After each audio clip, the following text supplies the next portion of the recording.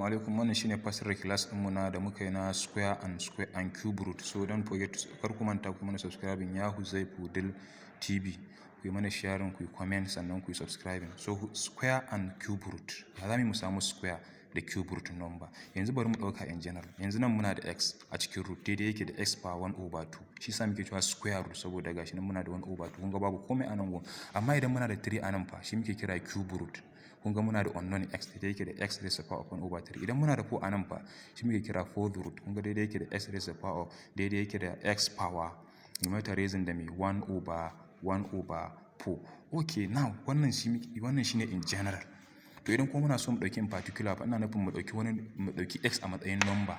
To da mu yanzu za mu samu root na x idan 4 ce. To yanzu kun ga kenan mun saka 4 a cikin nan gurin. To ita kuma x din nan da take da photo, ita 4 din kuma dai take da 2 power 2. Kun ga kenan tunda 4 dai take da 2 power 2, za mu iya cire 4 mu saka 2 power 2. Yanzu mun cire 4 mun saka 2 power 2 a ciki. Kun ga dama 2 power 2 din ita ce 4, sannan ba ku manta ba root of x dai take da 1/2. To yanzu sai mu cire root din mu sa 1/2 din mu a waje. Idan muka ce 1 times 2, kun ga zai ba mu 2. Nan muna da over 2, na mu kasan nan akwai 1. 1 times 2 shi ma 2. To biyu a cikin biyu ta shiga sau da. Kun ga kenan muna da 2 din mu ta rage a nan gurin. Kun ga kenan root 4 daidai yake da 2, ba wai kuma buga a calculator ba.